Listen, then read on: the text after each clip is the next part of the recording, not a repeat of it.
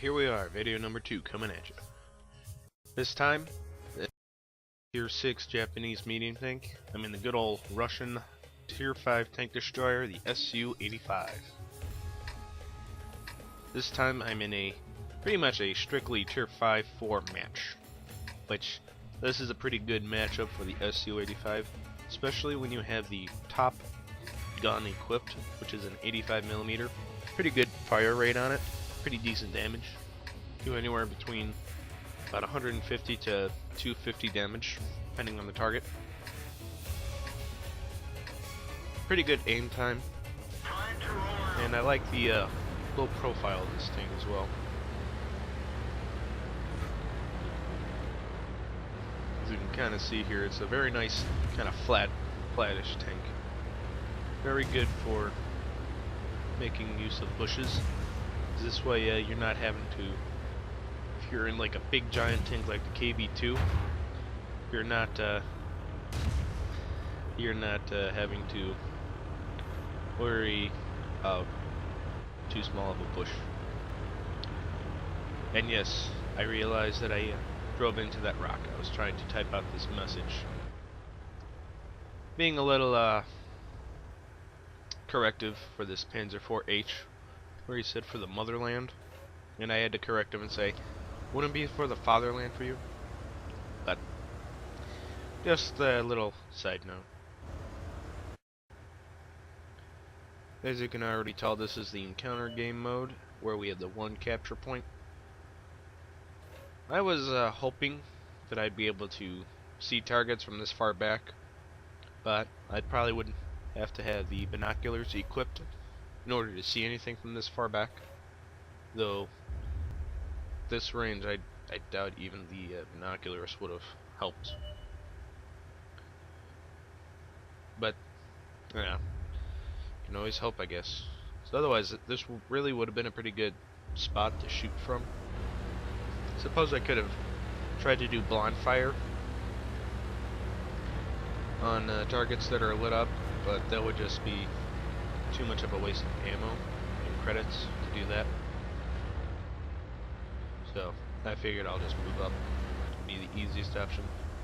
Here I'm trying to see if I can get high enough to shoot over the edge here, but that doesn't really work out.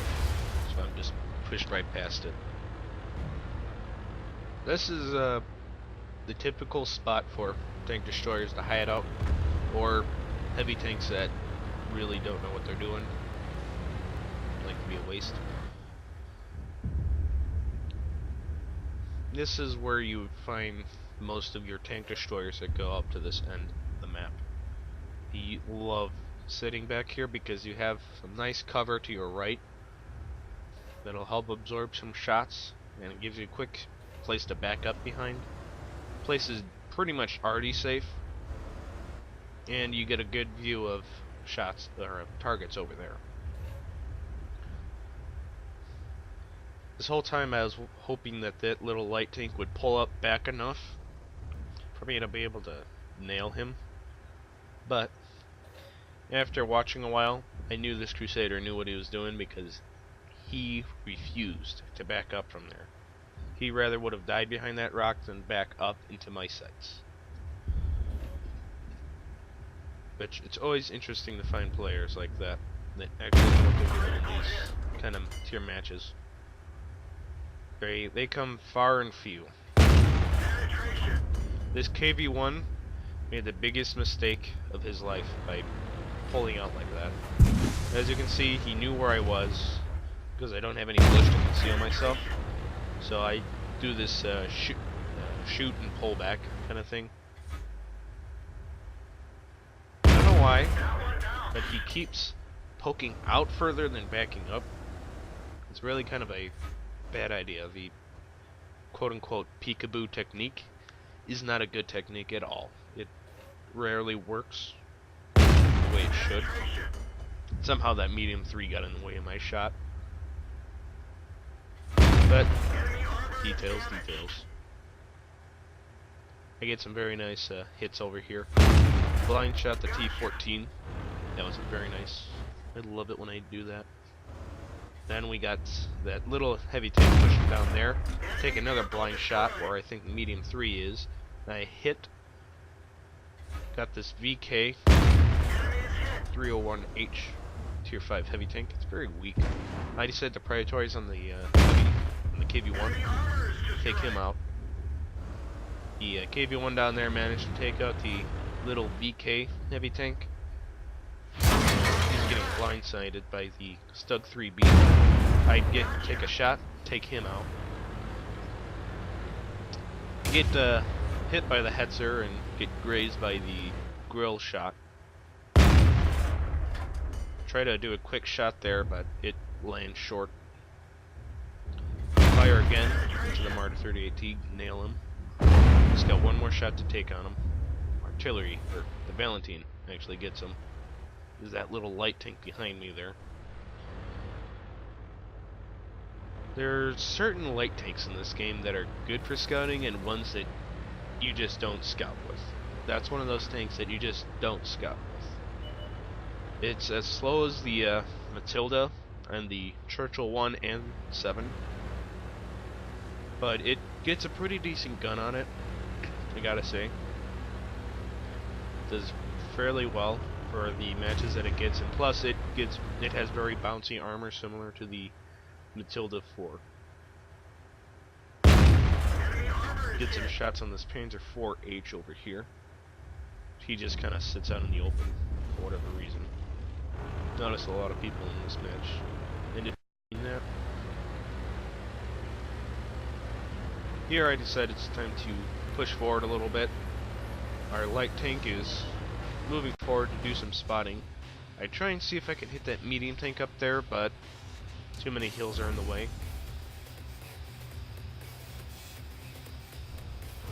So I decided to just kind of look to my front, immediate front.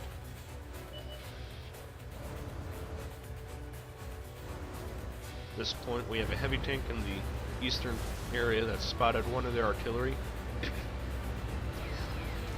He manages to take out the enemy grill.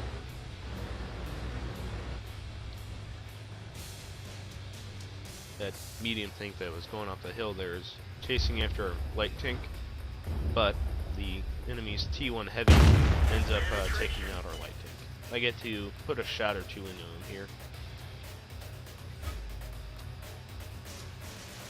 At this point, I'm waiting for them to come forward to the capture point so I can nail them, because I have very good cover now. I'll show you guys here. I have several bushes covering my front, so even if I fire, they have to be really close to me to be able to know where I'm shooting from.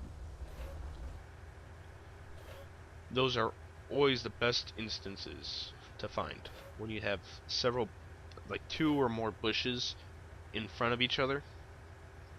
Those are the bushes to make use of, not just the single bush. That really doesn't do much of anything.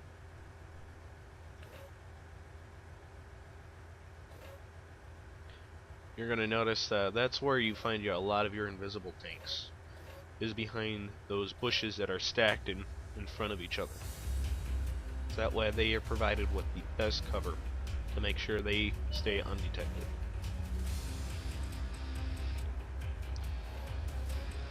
At this point in the game, I'm getting a little impatient, waiting for the T1 heavy to show up. This Chi-Nu, or sorry, Chi-Hei, is trying to flank our KV1. I get some very nice shots of him here, get the finishing shot on him. Now I'm at 5 kills. Still waiting for this T1 heavy, but he decided to go back towards their spawn point to deal with our medium tank and our Churchill 3 up there. I wait a little bit to see if he pulls out, but I decide I'm going to try and go for that top gun. So I start rolling forward here.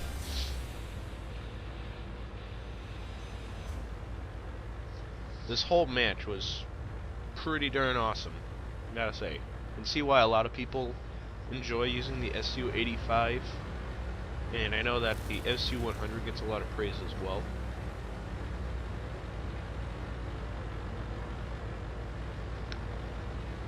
This tank overall is pretty fun to use, especially when you use it as a sniper, not pushing up lines with it. Because though you might be able to bounce some shots off of this thing, the armor on it's just not good enough to be pushing lines. It's not good for being on the front lines with the rest of the tanks. Predominantly, that's what the British tank destroyer line is good at, except for the tier 10 one. That one, the armor on it's just not good enough to be doing that kind of thing